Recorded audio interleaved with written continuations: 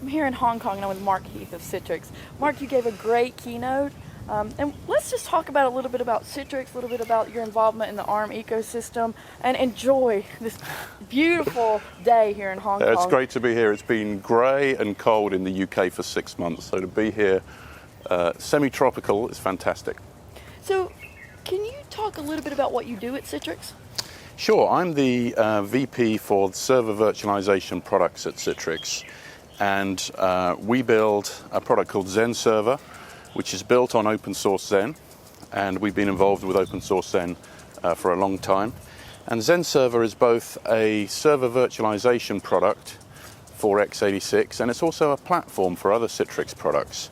So it's used in or under Citrix NetScaler, Xen Desktop, Citrix Xen App, Citrix Cloud Platform, Citrix Branch Repeater. So the general pattern, what we found is that hypervisor technology is super useful, and it's ended up being used in all sorts of applications that we didn't expect. For example, with the NetScaler product. The NetScaler team at Citrix, they make a load balancer box for networking. It's used by big, fairly heavy-duty Web 2.0 shops. They just called us one day and said, we've been playing with XenServer internally, and now we're going to build it into our product, and we found all these advantages for time to market, and we can do all this extra stuff now in our product that we couldn't do before. Right. So what did you think, being in the hypervisor space, were you in the keynote this morning with Jason Taylor of Facebook when he kind of made the hypervisors aren't important to them? Okay, you put me on the spot now. I missed the keynote this morning. I hadn't slept from Saturday to Wednesday, which is a new record for me, so I had to get some sleep. Well, we'll send you the video and let you take a look at that. And I can understand that. So it's an even better day to be out here. Having had some sleep. Yes, exactly. So you gave the keynote on day 2 here in Hong Kong, and can you sort of distill down for people who are going to be watching Charbak's video what the essence and the takeaway message of that keynote was? Sure. So we've been involved in virtualization and server virtualization for a long time. Xen's been around for 10 years, and the focus there has been on x86, with Intel and AMD. And what's happening now is that ARM chips are getting more powerful, and ARM servers are coming, and there's some very interesting applications for ARM servers. So we've been working for about a year now on a Xen port to ARM.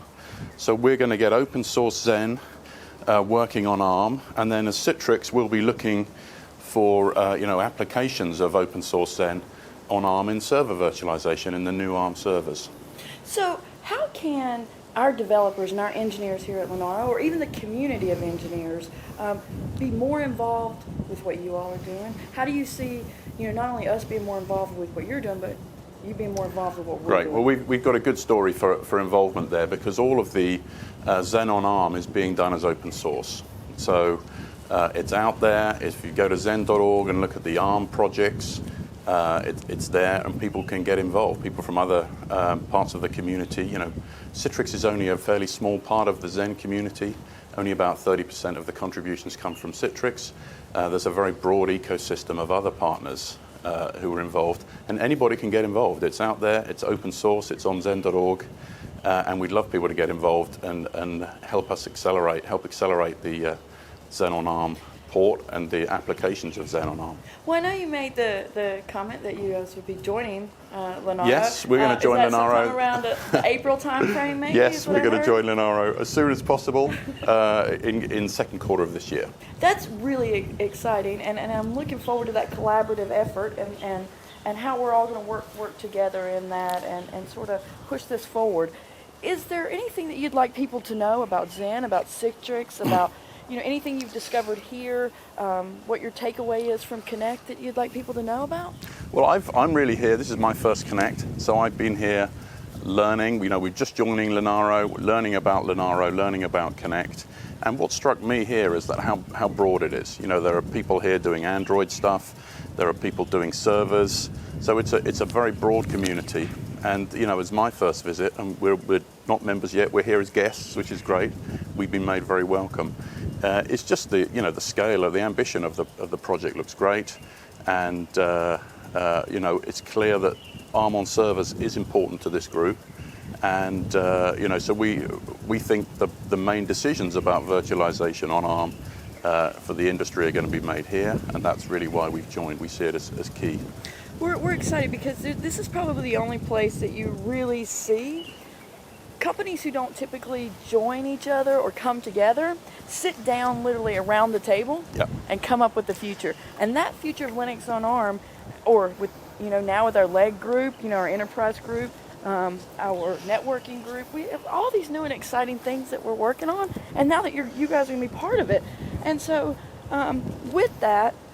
Other than your website and the Xen community, is there any, the mailing list and all that good stuff, is there any place other than that people need to take a look at? I think, the key places, for Citrix, of course, is the citrix.com website for our products. And open source Xen is xen.org. And the ARM work, and there's other projects within xen.org that are going on around the core hypervisor and so on. Is there anything that people should be aware of, or any technologies, or any really low-hanging fruit, so to say, that people in the ARM ecosystem can get involved with what you're doing, that you'd like to see them? Yeah, I think what's happening with the silicon is very interesting. There's lots of it's very open, and there's lots of partners doing different solutions on the silicon, and I think that. That's definitely worth a look at. All the different silicon partners, and the level of innovation going on in silicon is super high. It's just an exciting time, yeah. And it's a great opportunity to be part of history. Absolutely. There's moments in time, especially across the open source ecosystem, where history's kind of, you can pinpoint on the timeline this happened, and so it's going to be really good to see where we go from here. Is there anything I haven't asked you about that you'd like to tell people about? I think we've covered it pretty well. I think we've covered it pretty well. We've enjoyed a nice stroll out here, and we can go look at the yachts now. Thanks, Amber. Thanks, Mark.